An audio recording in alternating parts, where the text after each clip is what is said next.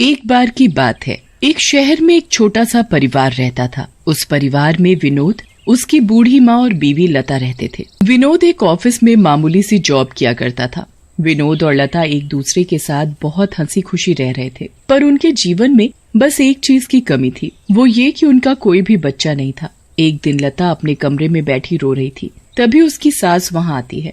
क्या हुआ बहू, रो क्यों रही हो? माँ, हमारे घर में किसी चीज की कमी नहीं है। बेशक ये इतना नहीं कमाते, पर फिर भी हम खुश हैं। बस मुझे एक ही चीज का दुख है, मैं भी चाहती हूँ कि दूसरों की तरह मेरा भी एक बच्चा हो। अरे बहू, तू चिंता मत कर, बस तू भगवान पर विश्वास रख। आखिरकार कुछ सालों बाद उनके घर एक सुंदर सा बेटा होता है। विनोद और लता अपने बेटे का नाम केशव रखते हैं। दोनों केशव को बहुत प्यार करते हैं, पर लता के लिए तो केशव उसकी जान से भी बढ़कर था। वो अपने बेटे की छोटी सी छोटी चीज का भी पूरा ध्यान रखती थी। सुबह से लेकर रात तक लता बस केशव की देखभाल में ही लगी रहती थी। केशव को एक खरोच भी आ जाए तो लता की जान निकल जाती थी। बस सब कुछ अच्छा चल रहा था, पर एक दिन लता जब केशव के साथ खेल रही थी, तब अचानक केशव बेहोश होकर जमीन पर गिर जाता है और उसकी नाक से खून भी आने लगता है। केशव, मेरा बच्चा! हे भगवान, क्या हो गया मेरे बच्चे को? लता की चीख सुनकर विनोद और विनोद की माँ जल्दी से बाहर आ जाते हैं। ये क्या हुआ केशव को? हमें जल्दी से इसे हॉस्पिटल लेकर जाना होगा। जल्दी से विनोद और लता केशव को हॉस्पिटल लेकर जाते हैं। डॉक्टर केशव को एडमिट कर लेते हैं। हमें बच्चे के कुछ टेस्ट करने होंगे। ऐसा क्या हो गया मेरे बच्चे को? देखिए, वो तो टेस्ट के बाद ही पता चलेगा। आपको जो ठीक लगे आप वो करो डॉक्टर साहब, बस मेरे बच्चे को ठीक कर दो। आप परेशान मत हो, आपका बेटा बिल्कुल ठीक हो जाएगा।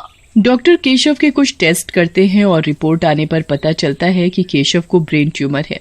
डॉक्टर विनोद और लता से बात करता है। आज केशव की रिपोर्ट्स आ गई हैं। आपको थोड़ी हिम्मत रखनी होगी। हिम्मत क्यों? क्या हुआ मेरे बच्चे को? देखिए, उसे ब्रेन ट्यूमर है, वो बिल्कुल ठीक हो जाएगा। बस उसका ऑपरेशन करना पड़ेगा। हे भगवान, मेरा केशव, आप जल्दी से ऑपरेशन कर दो डॉक्टर, बस मेरे बेटे को ठीक कर दो। वो बिल्कुल ठीक हो जाएगा। आप बस ऑपरेशन के लिए 10 लाख रुपए जमा करा दीजिए। 10 लाख? हमारे पास तो 50,000 रुपए भी नहीं है। आप जल्दी से पैसों का इंतजाम कर लीजिए, क्योंकि हमें ये ऑपरेशन जल्द से जल्द करना होगा। डॉक्टर केशव को डिस्चार्ज कर देते हैं। विनोद और लता केशव को घर ले जाते हैं। लता का रो रो कर बुरा हाल होता है। वो ना तो कुछ खाती है और ना ही पीती है, बस दिन भर केशव को देख देख कर रोती रहती है। एक रात लता को बहुत घबराहट हो रही होती है, इसलिए वो उठकर बाहर चली जाती है। बाहर बहुत अंधेरा होता है।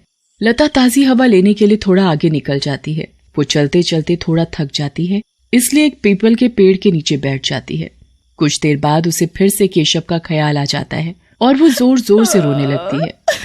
हे भगवान, मैं क्या करूं? मेरा बच्चा, मैं मर जाऊंगी। मैं क्या करूं? जिस पीपल के पेड़ के नीचे लता बैठकर रो रही होती है, उस पेड़ पर एक चुड़ैल रहती है। वो चुड़ैल पीपल के पेड़ पर बैठी लता को रोते देखती रहती है। ये औरत क्यों पागलों की तरह रो रही है और मुझे परेशान कर रही है? लगता है इसे अपनी जान प्यारी नहीं है। लता का रोना अभी भी बंद नहीं होता और चुड़ैल गुस्से में लाल पेड़ से नीचे उतर आती है और लता के सामने आ खड़ी होती है। चुड़ैल, तू क्यों पागलों की तरह यहाँ बैठकर घंटे भर से रोई जा रही है? लगता है तुझे अपनी जान बिल्कुल प्यारी नहीं है। सच कहा, मुझे अपनी जान प्यारी नहीं है। मुझे तो अपने बच्चे की जान प्यारी है। मेरा बच्चा, मेरा केशु। क्या हुआ तेरे बच्चे को? उसके दिमाग में कोई दिक्कत है। उसका बहुत बड़ा ऑपरेशन होना है, जिसके लिए हमें 10 लाख रुपए की जरूरत है। हम तो गरीब लोग हैं, कहाँ से लाएंगे इतने पैसे? डॉक्टर ने बोला है अगर उसका जल्दी ऑपरेशन नहीं हुआ तो। चुड़ैल को लता की दुख भरी कहानी सुनकर उस पर बहुत तरस आने लगता है। मेरी भी एक छोटी सी बेटी थी और उसकी एक्सीडेंट में मौत हो गई थी। मैं उसके बिना रह ही नहीं पाई और अपनी जान दे दी। आज मुझे तेरी कहानी सुनकर अपनी बेटी की याद आ गई। मैं चाहती हूँ कि बस तेरे बेटे के साथ कुछ भी गलत ना हो। तू चिंता मत कर, वो बिल्कुल ठीक हो जाएगा। पर बिना पैसे ऐसे कैसे मुमकिन है? तू पैसे की बिल्कुल चिंता मत कर। तू बस घर जा और अपने बेटे का ध्यान रख और ठीक 1 महीने बाद मुझे इसी जगह पर दोबारा मिलना। मैं तुम्हारी सारी परेशानी दूर कर दूंगी। लता को समझ नहीं आता कि वो एक चुड़ैल पर कैसे भरोसा करे, पर उसके पास कोई और चारा भी नहीं होता। वो बस अपने घर जाती है और जाकर सो जाती है।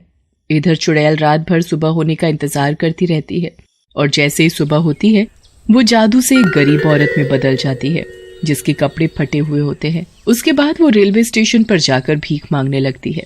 मुझे पैसों की बहुत जरूरत है, एक बच्चे के इलाज के लिए पैसे चाहिए, कोई मुझे पैसे दे दो। बहन जी कुछ पैसे दे दो। नहीं नहीं, मेरे पास कोई पैसे नहीं है।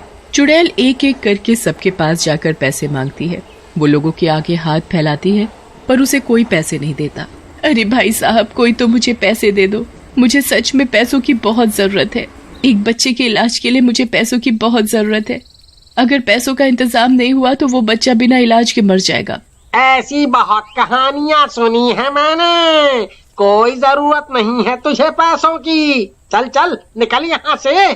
चुड़ैल थक हार कर वहीं रेलवे स्टेशन के एक कोने में जाकर बैठ जाती है। मेरी तो किसी ने भी मदद नहीं की। झूठ बोलकर भीख मांगने वाले भिखारियों की वजह से आज लोग मेरे सच पर भी यकीन नहीं कर रहे। अब मैं क्या करूं?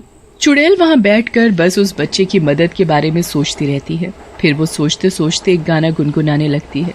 अरे वाह, ये औरत कितना अच्छा गाना गाए जा रही है। वो लड़की अपने पर्स से 50 रुपए निकाल कर उसको दे देती है। चुड़ैल बहुत खुश हो जाती है। तुम तो बहुत अच्छा गाना गाती हो, ये पैसे तुम्हारे गाने के लिए। अब चुड़ैल को समझ में आ जाता है कि अगर वो गाना गाए तो लोग शायद उसे पैसे देकर उसकी मदद कर देंगे। फिर वो गाना गाना शुरू करती है और एक एक करके सबके पास जाती है। लोगों को चुड़ैल की आवाज बहुत ही पसंद आती है। सब उसको पैसे देना शुरू करते हैं। अब चुड़ैल के पास धीरे धीरे इतने पैसे हो जाते हैं कि उसके दोनों हाथ भर जाते हैं। फिर वो अपनी साड़ी के पल्लू में पैसे इकट्ठे शुरू कर देती है। धीरे धीरे उसकी साड़ी का पल्लू भी पैसों से भर जाता है। चुड़ैल बहुत खुश होती है। रात होने लगती है, इसलिए अब चुड़ैल पैसे लेकर वहां से चली जाती है। उसके बाद वो जिस पेड़ पर रहती है वहां जाकर पेड़ के नीचे बैठ जाती है और पैसे गिनने लगती है। अरे वाह, ये तो बहुत सारे पैसे हो गए, पर फिर भी ये इतने नहीं जिससे उस बेचारी औरत के बच्चे का इलाज हो पाए। मुझे अभी बहुत सारे पैसे और जमा करने होंगे।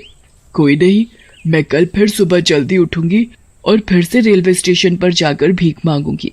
अगले दिन वो चुड़ैल फिर से औरत का भेष बदलकर रेलवे स्टेशन पर जाती है और गाना गाकर भीख मांगती है। शाम को फिर वापस आकर पैसे गिनती है, पर अभी भी पैसे पूरे नहीं हुए थे। वो रोज ऐसे ही भीख मांगती और पैसे एक गड्ढे में इकट्ठे करती रहती। आखिरकार 1 महीना पूरा हो जाता है और भीख मांग मांग कर वो पूरे पैसे जमा कर ही लेती है। आखिरकार मेरे पास पैसे पूरे हो ही गए। आज जब वो औरत आएगी तो ये पैसे देखकर बहुत खुश होगी। आधी रात का वक्त होता है। विनोद सो रहा होता है। लता को याद होता है कि आज उसे चुड़ैल के पास जाना है। वो चुपके से उठती है और उसी जगह पहुंच जाती है जहां वो चुड़ैल रहती है और उसी पेड़ के नीचे बैठकर चुड़ैल का इंतजार करती है। तभी चुड़ैल वहां आ जाती है। मैं कब से तुम्हारा इंतजार कर रही थी, आखिर तुम आ ही गई। हाँ, मुझे तो आना ही था। मेरे पास और कोई रास्ता भी तो नहीं था। अब बस तुम ही मेरी आखिरी उम्मीद हो जो मेरे बच्चे को बचा सकती हो। चुड़ैल उसे गड्ढे से निकालकर सारे पैसे दे देती है। ये तुम इतने सारे पैसे कहाँ से लाई? मैं रेलवे स्टेशन पर गाना गाती थी तो लोग मुझे ये पैसे दे देते थे। चलो अब तुम जल्दी से जाओ और अपने बच्चे का इलाज करवाओ। तुम्हारा बहुत बहुत धन्यवाद। मैं तुम्हारा ये एहसान कभी नहीं भूल पाऊंगी।